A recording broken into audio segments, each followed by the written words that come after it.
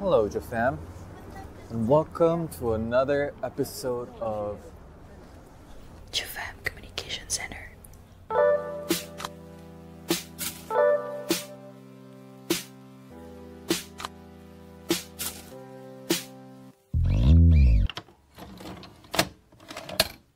Hello. Wow, ada Hai. kaget. Hai Sas, hai Rinpidi. Rinpidi lagi mute dulu ya karena ada urusan. Jadi minggu ini tuh minggu enifnya Jufem Podcast. Yeay. Gak kerasa, woy. Gak nyangka gak sih? Kayak udah setahun loh. Iya, oh my god. Tanggal 31 tuh episode 0 tuh diluncurkan. Diluncurkan. Oh iya, berarti pas Halloween banget ya? Iya, dan kita tuh kenapa tahun lalu tuh kayaknya Halloween tuh nggak terlalu di gimana-gimana gitu ya. Maksudnya Iya lewat kan aja gitu. lagi pandemi, lagi naik-naiknya pandemi. Terus kayak SM pun nggak ada SM Halloween party ya udah 2 tahun itu kan 2019 Iya, 2020 jadi bener. kayak ya udah lewat aja gitu kan. Aduh, Cuma oh my god Sas, ingat gak sih lu Sas disamperin PD di DM buat itu aneh banget sih. Gue masih ingat hari itu. Itu tuh malamnya, itu minggu ya, hari Minggu. Pokoknya kayak waktunya kan gue upload biasa kan konten gue. Terus minggu paginya tiba-tiba kok ada yang nge-DM gue, so akrab banget nih, so asik gitu kan nge-DM gue, bilang paginya muncul orangnya. ih nyaut lu, kayak apa sih, perlu gue bacain gak sih? Nggak salah ya? Jangan lu ya berani-beraninya lu Gue bahkan nggak tahu saat isi DM-nya tuh apa, gue nggak tahu. Cuma Nggak, gue jijik banget sih. Ya pokoknya gitulah, dia ngajakin gue kan, terus gue juga wah kayak seru sih gitu, jadi udah deh gue bergabung. Iya, dan untungnya tuh lu mau gitu loh Sas, maksudnya kita tuh nggak ada basic apapun gitu, tiba-tiba aja kucuk-kucuk lu mau ikutan podcast. Sumpah sih itu tapi kayak ya kan, tapi punya idenya, punya basicnya, jadi ya terus itu tuh, tapi lo pada tuh nggak, maksudnya nggak tangan kosong yang seperti gue bayangkan awalnya sih. Maksudnya kalian juga udah bikin maksudnya kan, maksudnya bilanginnya tuh awalnya tuh kan bilangnya kayak bener-bener yang masih ide kosong gitu kan, tapi ternyata kalian udah bikin banyak yang gitu, jadi kayak iya. Kalau misalnya boleh cerita dikit ya Sas. Alah, cerita dikit, cerita banyak juga gak apa-apa. Anyways, jadi waktu itu tuh gue sama Rinpidi tuh kenalan pun dari grup Jafam gitu kan.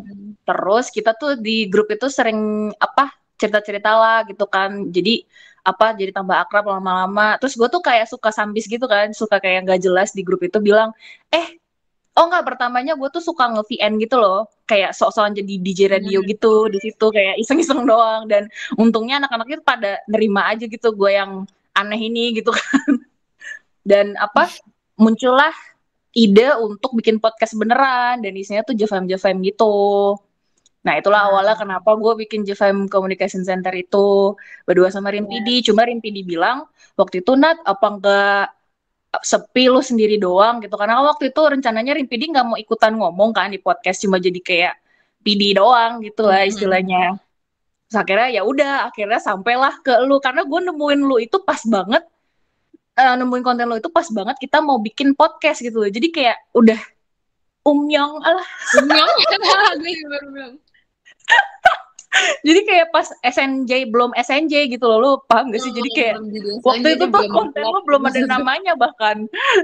Udah, itu pas itu tuh namanya Enana Special Episode gitu deh ceritanya. Oh iya, maksudnya tapi masih kayak pendek-pendek. Tapi gue kayak oh my god, menarik banget nih orang, kreatif gitu kan. Terus gue kayak wow. Udah deh, mulai dong jadi ngomongin gue. Kita mau ngomongin Jafam Podcast, tapi ya nggak apa-apa kan, juga, itu kan historinya kita. Iya, tapi gue makasih banget juga sih sama orang-orang yang kayak dari awal tuh udah antusias gitu, kayak bener-bener the day kita bikin Twitter, terus kita ngomongin mau bikin podcast, terus antusiasnya tuh pada oke banget sih. Terus gue kayak iya sih, gila sih. Kayak bener-bener sempet kayak dalam tanda kutip viral di kayak Jafam gitu kan, di community Jafam. Kayak oh my god bagus gitu. Kita kan ngeluncurin juga kayak episode 0 dulu kan waktu itu di YouTube. Benar. Terus kayak oh my god kok jadi kita kayak overwhelmed sendiri gak sih Sas? Maksudnya oh my god belum apa-apa udah kayak pada didukung kayak gini kan, kita juga jadi kayak terharu gitu. Ternyata banyak yang antusias gitu kan, karena awalnya kan lo tau sendiri gue kan mikirnya bagaimana gitu kan. Udah kayak insecure duluan gitu kan, padahal belum apa-apa gitu. Terus ya udah itu emang kayak wow amazing sekali gitu, sampai sekarang pun masih ada yang setia ya dari awal episode 1 sampai sekarang masih dengerin. Benar, masih pada nyautin juga kayak thank you so much. Iya, pada nyautin gitu. Makasih ya listeners. Kenapa? Kita udah episode berapa ya? Ini pas episode 12. Jadi kayak iya. 13, Nat. Ini kan emang 13. Iya. Oh my god. MBTI kemarin itu 12 cuy. DJ macam apa dasar? Loh kan dia PD-nya. Kita oh iya benar. Iya, gue lupa. Penasaran yang ngasih judul lo deh. Iya, mohon maaf kan gue punya ini short term memory kayak Dori. Jadi kayak gue kejadian kemarin aja gue udah lupa gitu. Mohon maaf nih. Tapi ya pas gue scroll lagi DM gue kesas. Jijik banget sih. Gue tuh bilang gini, suara sas yang aduhai banget. Demi apa? Makanya, demi apa sih? Makanya gue bilang gue gak mau bacain karena gue inget itu sangat tapi kok enggak Sas, tapi dari mana lo mengiyakan gitu loh, maksudnya lo dapet pencerahan dari mana gitu lo menerima tawaran itu gitu loh? Karena gue menghargai effort dia sih untuk ngetik sealai itu. Tapi beneran sih emang Jofam Podcast ini, Jofam Komunikasi Sadar itu gak bakal ada kalau bukan karena Rin PD. Asik. Bener sih, gue jujur karena dia tuh emang yang paling semangat. Oh nyari ide nih gitu. Iya jadi sih. Kayak jalan banget sumpah. Keren sih. Maksudnya kayak karena dia jalan kita juga ikut jalan gitu kan ya. Pemain ngomelnya. Aduh. Apa sih? Wah, kita juga recording tuh di kosan Rin PD kan? Iya, yang di tengah-tengah lah istilahnya, emang kosannya dia dan emang udah jadi base camp kan. Cuma karena satu dan lain hal, Sas keluar kota, gue kerja juga udah mulai ini, jadi kayak nggak bisa lagi kan. Semoga nanti cepat-cepat lah bisa barengan lagi biar quality of the sound is improved. Gue cepetan balik. Kayak, iya, amin deh. Ya ampun, lu keburu lulus lah anjir, ntar tiba-tiba lu udah kerja di situ. Anyways, karena Arif udah yang pertama nih ya, Sas, ada nggak sih episode yang paling lo inget? Episode yang paling gue ingat pertama sih. Iya sih, itu kayak paling apa ya? Paling berkesan juga karena waktu itu kita baru pertama kali ketemu.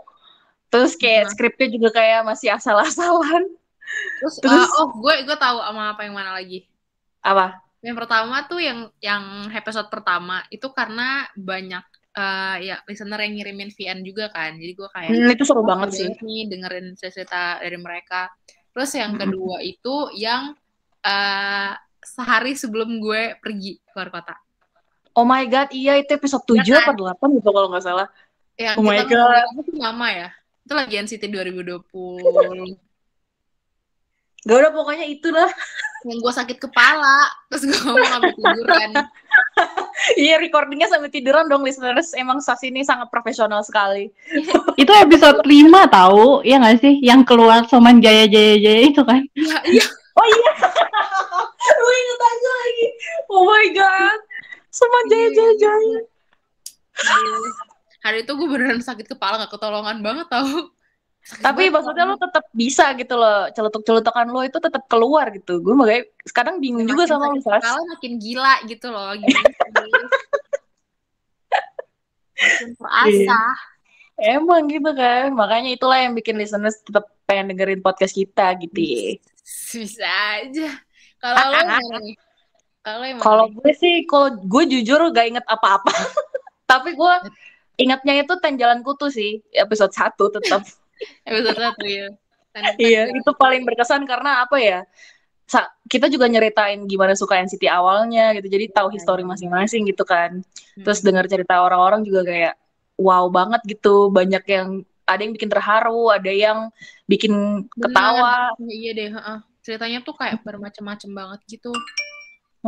Makanya kayak itu sih yang paling berkesan, karena episode 1 itu juga gue paling nervous banget walaupun gak kelihatan ya kayaknya.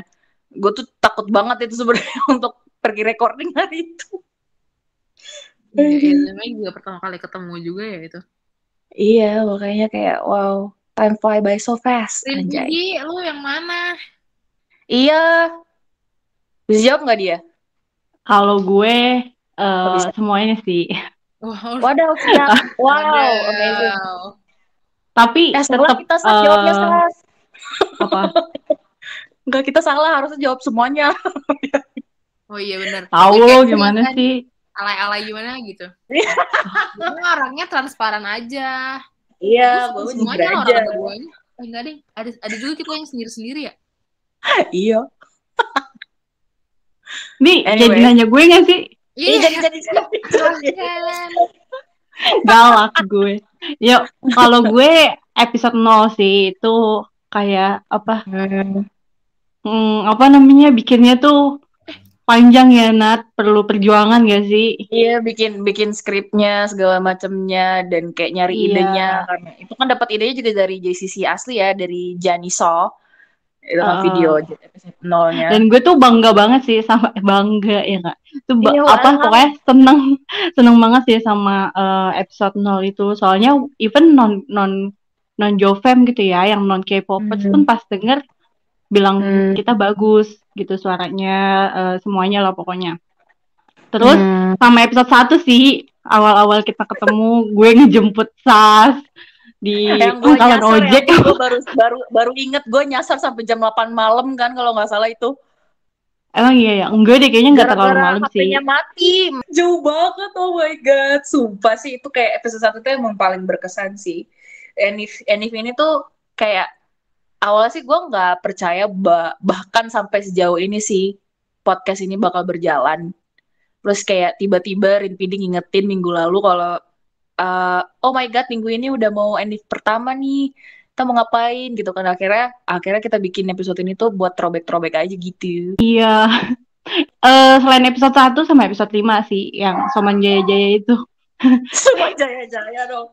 Gue salutnya adalah walaupun kita tuh beda-beda gitu pendapat, tetap bisa jadi satu di podcast ini, anjay. Tumben banget gue ngomong bener.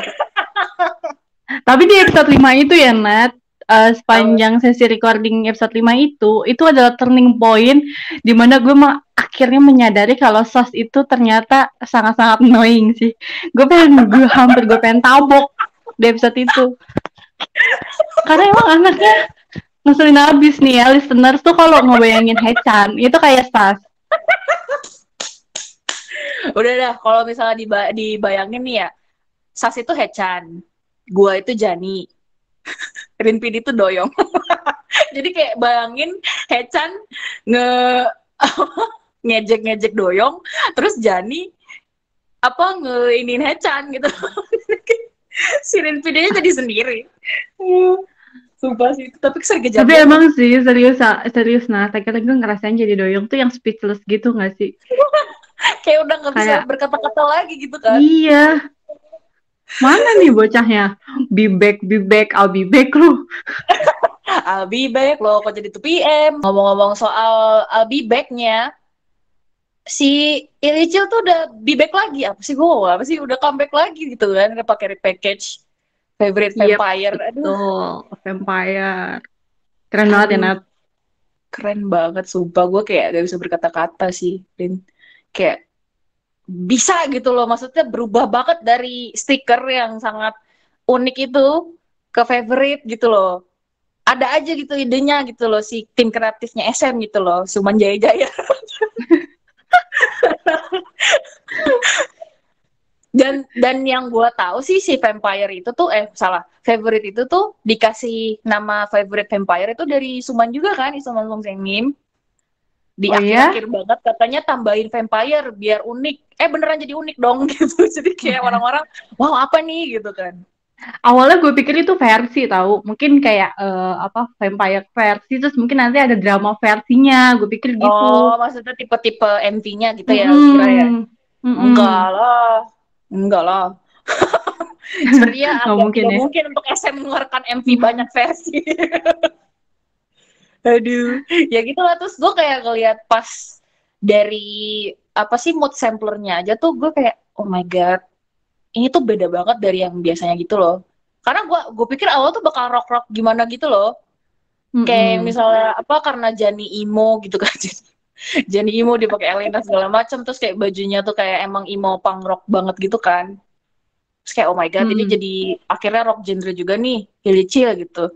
Ternyata Ternyata, balad-balad pop IDM, buset dah, chorusnya sarang itu sarangnya, waduh siap, aduh, iya dah sarangnya dah, ya Ilicil, gue nggak kuat dah tapi ngomongin ini lagunya catchy favorite. banget sih, ya nggak sih?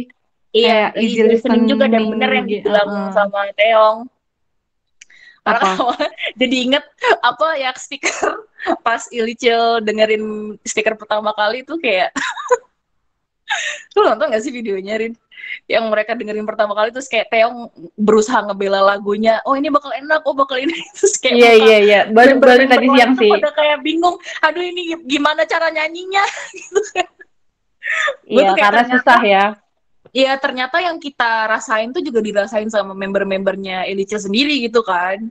Bukan kita Kelihatan doang yang gak sih ngerasa. mukanya? Hah? Tegang ya. Mukanya tuh langsung, Tegang. wah, gimana Iya. ini? Iya apa nih? Aduh gimana nih? Langsung pada kayak nyerahin ke Taylor. Udah Taylor aja yang nyanyi. Gue malah salvo ke itu sih, ke Jaehyun sih. Dia kayak nunduk gitu kan, diem aja. Kata gue sih dalam hati kayak, ini lagu apa? Coba. Mau ngomong tapi nggak bisa nyampein gitu kan gimana gitu ya. Dia susah mengungkapkannya gitu loh dengan kata-kata kayak, udah nunduk aja. Iya makanya kayak oh my god. Tapi Bismillah akhirnya dengan pada nunduk, akhirnya tetap orang-orang sukses mengerti ya maksud lagunya. gue. Gitu. Apa? Dalam hati dia kayak, Bismillah dengan nunduk, orang-orang mengerti maksud gue. Bukan Tapi amat soalnya. jujur ya, menurut gue, ini ngomongin stiker kan? Iya stiker. Stiker menurut gue tuh, ya emang kalau didengerin ya itu eksperimental banget lagunya gitu kan. Cuma kalau didengerin satu-satu gitu tuh sebenarnya instrumennya tuh kaya banget gitu loh, kayak banyak banget variasinya. Iya. Betul. Keren sih. Kata gue sih kalau nggak NCT nggak tahu lah ya gimana yang lain bawainnya. Bener. Kayak lagu yang ambigu tuh dari Seven Sense aja tuh udah ambigu kan tuh lagu. Maksudnya tuh lagu nggak seksi, nggak ya nggak dark, nggak romance juga, gitu kan sih kayak ya eksperimental gitu kan. Makanya kayak salut sih sama 127. The only Unik one ya who put this lagunya. out, anjay. Iya makanya kayak terus kayak pada yang bilang nggak suka stiker tuh lama-lama pada suka gitu. Jadi kayak kena pelet gitu. Tapi emang lama-lama tuh emang makin enak lagunya kalau lo dengerin kayak bukan cuma kayak sebagai kayak asal lewat aja. Kalau misalnya lo dengerin bener-bener tuh wow, ini tuh emang rich banget gitu, instrumentalnya banyak. Jadi kayak pusing emang awalnya kan. Kena pelet sama pak sugar sih. Paknya biasa aja dong, Paknya biasanya dong kayak ayam pak. Itu kan ngomongin soal favorite nih kan mereka pada jadi vampire ya. Udah ini banget nih, masuk banget sama tema Halloween nih kayaknya nih. Kayak tahun ini Halloween bakal ada nih di SM Halloween Party. Udah kelihatan nih dari segala perdalgonaan lah, apa Perdalgonaan. ngomongin juga kan Halloween. Ya, Kun akhirnya kelihatan juga ketidakbisaannya. Dia nggak bisa main dalgona kayak. akhirnya ya. Akhirnya kelihatan satu. Aduh kasihan deh. Tapi itu tuh kreatif banget sih ya. Maksudnya, tapi kayaknya pestanya tuh hari ini deh. Tadi tuh kayak Chonlo kayak spoiler gitu loh di Twitter gue. Iya, betul. Nojin juga bilang gitu. Iya, oke kayak oh my god, bias-bias kita nih pakai apaan nih? Bajunya, kostumnya.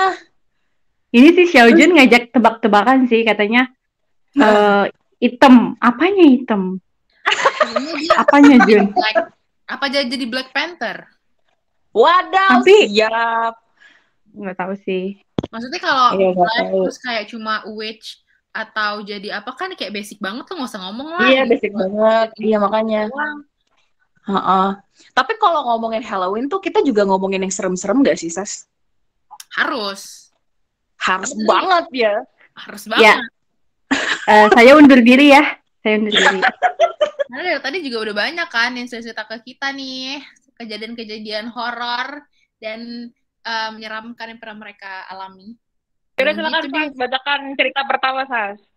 Oke, jadi yang pertama ini dari @sadawoh alias Sadawoh.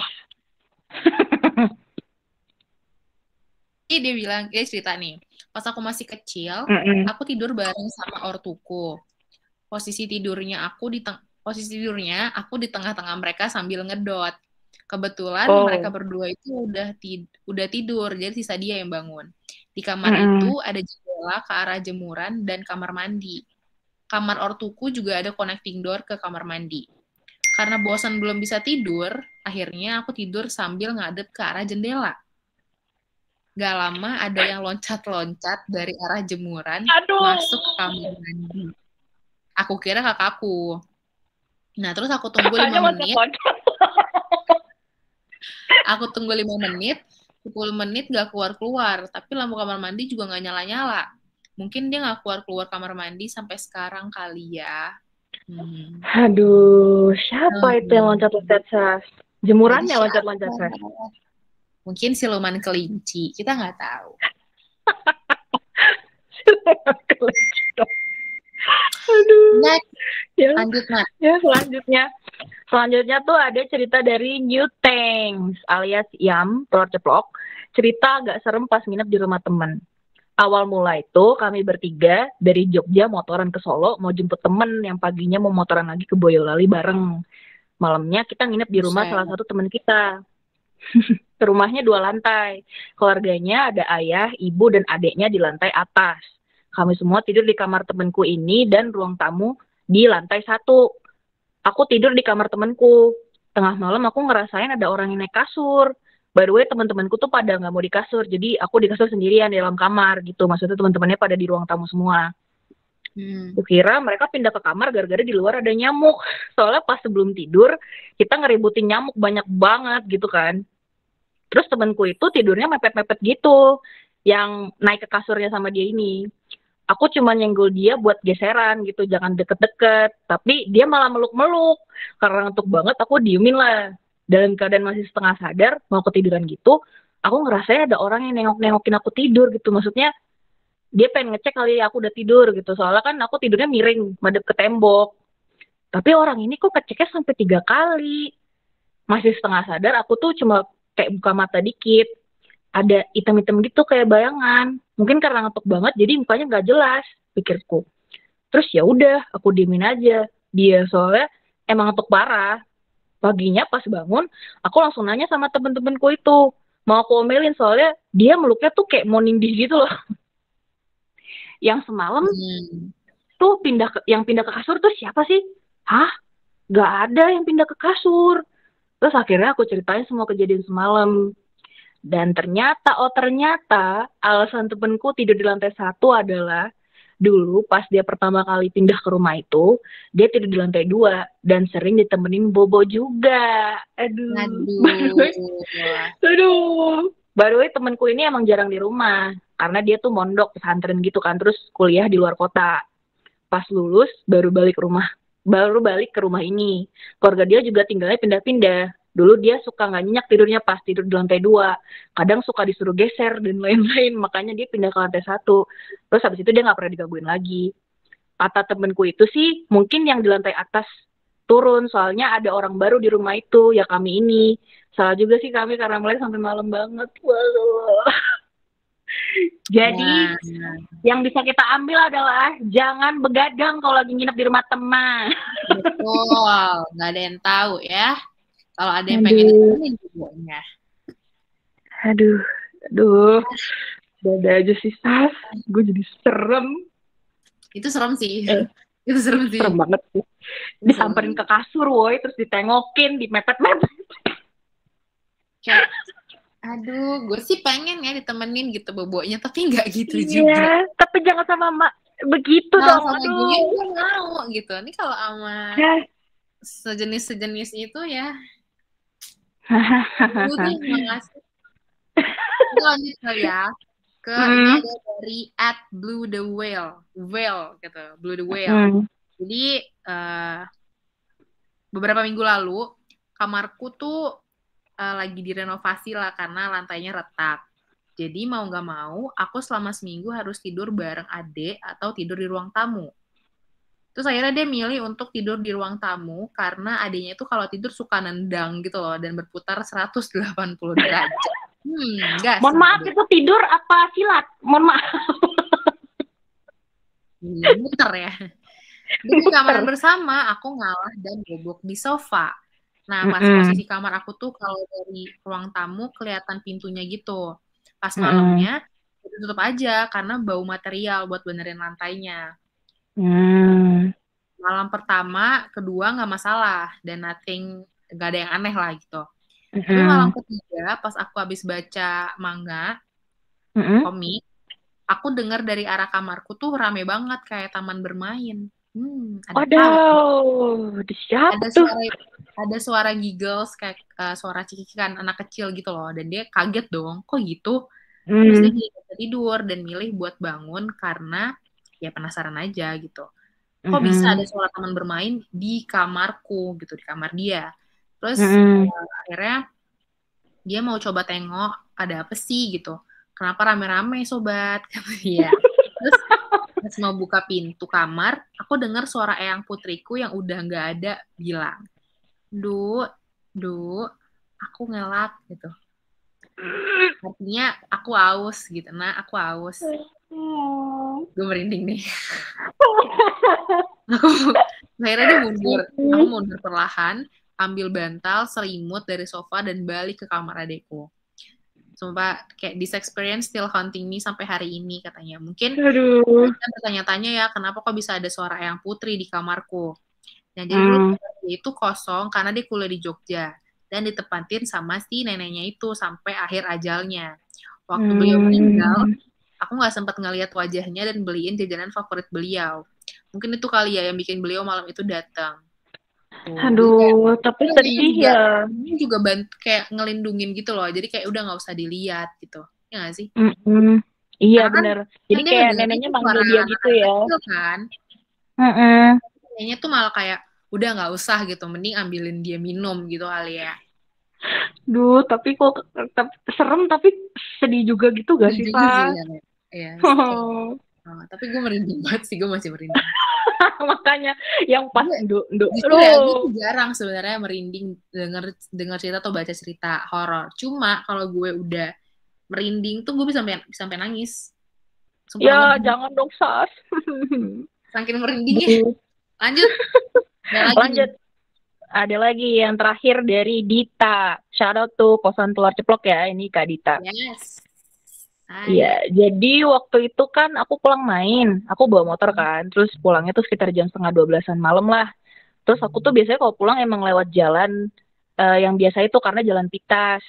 Tuh di daerah itu tuh masih ada rumah-rumah, ada kontrakan juga, tapi sepi banget sih kalau udah jam 10 malam ke atas, dan itu masih daerah Brimob gitu jalanannya. Terus juga ada pohon-pohon, apalagi pohon bambunya sepanjang jalan berjejer. Terus serem juga ya. Terus agak remang-remang jalanannya. Waduh, siap. Nah, pas aku pulang itu tuh pas aku pulang itu aku ngerasa kayak ada yang nemenin. Padahal aku sendiri, nggak ada orang sama sekali di belakang aku. Biasanya kalau aku pulang jam 9 malam tuh masih rame, ada orang lalu lalang lah di situ, mau pakai mobil, mau motor atau sepeda. Nah, sekarang ini kan udah jam 11:30 nih. Dia bener-bener sendirian gitu karena nggak ada kendaraan di belakang atau di depan. Dan dia pun kalau jalan tuh pakai earphone sambil dengerin lagu biar nggak ngantuk atau biar nggak bengong aja gitu kan. pas perjalanan aku juga ngerasa aku ngeboncengin sesuatu gitu. Rasanya beda kalau ngebonceng dan nggak ngebonceng gitu kan. Dan bener aja ada yang ngikut sampai rumah. Aduh. God. Terus yang sadar tuh tetanggaku, dia bapak-bapak dan bisa kayak gitu-gituan ya, pokoknya maksudnya kayak punya indera keenam gitu mungkin ya. Dia lihat aku pulang pas dia lagi ngeronda. Aku kaget banget pas paginya dia ngasih tahu, Dita, semalam ngerasa berat gak motornya? Terus aku udah deg-degan banget tuh kan dalam hati. Waduh, apa nih? Terus aku jawab deh, iya Pak, rada berat. Kenapa?